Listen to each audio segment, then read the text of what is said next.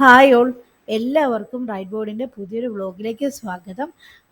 ഞാൻ എൻ്റെ തംബ്നെയിൽ കാണുമ്പോൾ തന്നെ നിങ്ങൾക്ക് അറിയാമായിരിക്കും ഞാൻ എന്താണ് സംസാരിക്കാൻ പോകുന്നതെന്നുള്ളത്. നമ്മളുടെ എഡ്യൂക്കേഷൻ സെക്ടറിലെ ഇപ്പോഴത്തെ ഹോട്ട് ടോപ്പിക്കാണ് ക്വസ്റ്റ്യൻ ചോർത്തുന്നത് അല്ലേ. രണ്ട് മൂന്ന് ദിവസമായിട്ട് വാർത്തകളെല്ലാം നടന്നിരിക്കുന്നത് ഈ ക്വസ്റ്റ്യൻ ചോർത്തലിൻ്റെ വിഷയമാണ്.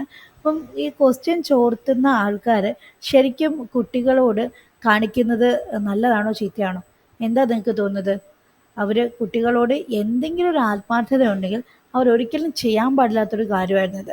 അപ്പോൾ അവർക്ക് പിന്നെ സബ്സ്ക്രൈബേഴ്സ് കൂടും, പിന്നെ അല്ലെങ്കിൽ യൂട്യൂബ് വരുമാനം കൂടും, എല്ലാം കറക്റ്റാണ്. പക്ഷേ അവരെ വിശ്വസിച്ച് അവിടെ പഠിക്കാൻ വരുന്ന കുട്ടികളുണ്ട്.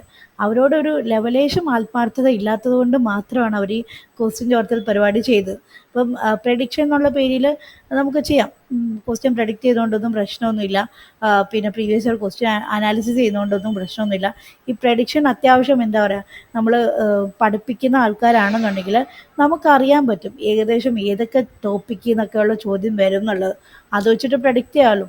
ഇപ്പോൾ കണ്ടിന്യൂസ് ആയിട്ട് പഠിപ്പിക്കുന്ന ഒരാളെ സംബന്ധിച്ചിടത്തോളം ഏതൊക്കെയാണ് വളരെ ഇമ്പോർട്ടൻ്റ് ആയിട്ടുള്ളതെന്നുള്ളത് നമ്മൾ പഞ്ചാംഗം വെച്ചൊന്നും നോക്കേണ്ട ആവശ്യമില്ല. അല്ലാതെ തന്നെ നമുക്ക് ക്ലിയറായിട്ട് അറിയാൻ പറ്റും. ഇപ്പം എൻ്റെ വിഷയം സോഷ്യൽ സ്റ്റഡീസാണ്. എനിക്കിപ്പോൾ അറിയാം ഏതൊക്കെ ചാപ്റ്ററിൽ നിന്ന് ഏതൊക്കെ ഇമ്പോർട്ടൻ്റ് ആയിട്ടുള്ള ടോപ്പിക്സ് വരും, ഏതൊക്കെ ഭാഗത്തുനിന്ന് MCQ വരും എന്നുള്ളത് എനിക്കറിയാം. ഞാൻ അതെൻ്റെ കുട്ടികൾക്ക് പറഞ്ഞു കൊടുക്കാറുണ്ട്.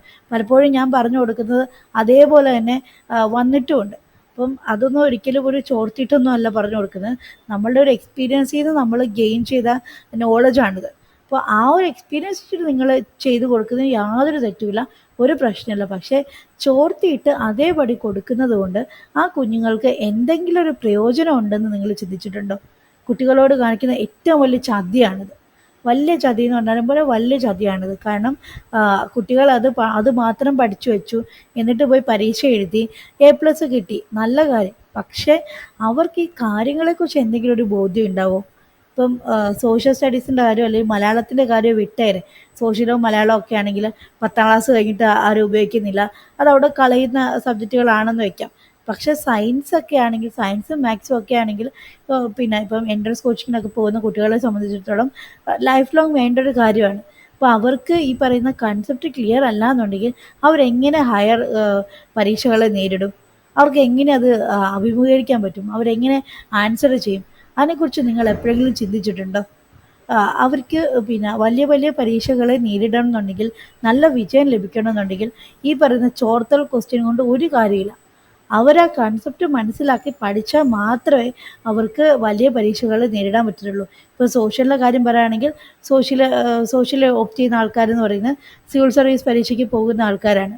അപ്പോൾ അവരെ സംബന്ധിച്ചിടത്താണെങ്കിൽ പോലും ഇൻഡെപ്ത് ആയിട്ടുള്ള കാര്യങ്ങളാണ് അവർക്ക് വേണ്ടത് പരീക്ഷ എഴുതാൻ വേണ്ടിയിട്ട്. ഞാൻ മെയിൻസ് പരീക്ഷ ഒരു വട്ടം എഴുതിയ ആളായതുകൊണ്ട് തന്നെ പറയാം.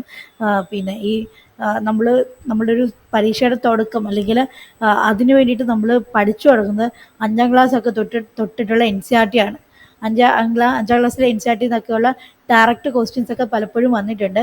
ഒരു 8, 9, 10 ആ ഒരു ക്ലാസ്സിലെ NCERT നല്ല അരച്ച് കലക്കി കുടിച്ചാൽ മാത്രമേ നമുക്ക് മെയിൻസിൻ്റെ പരീക്ഷയ്ക്ക് നല്ല പോയിൻറ്റ്സൊക്കെ കിട്ടത്തുള്ളൂ.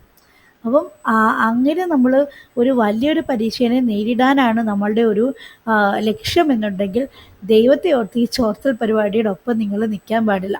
കാരണം ഈ 10ാം ക്ലാസ്സിൽ ഒരു A+ കൊണ്ട് തീരുന്നതല്ല നിങ്ങളുടെ ജീവിതം എന്ന് പറയുന്നത്.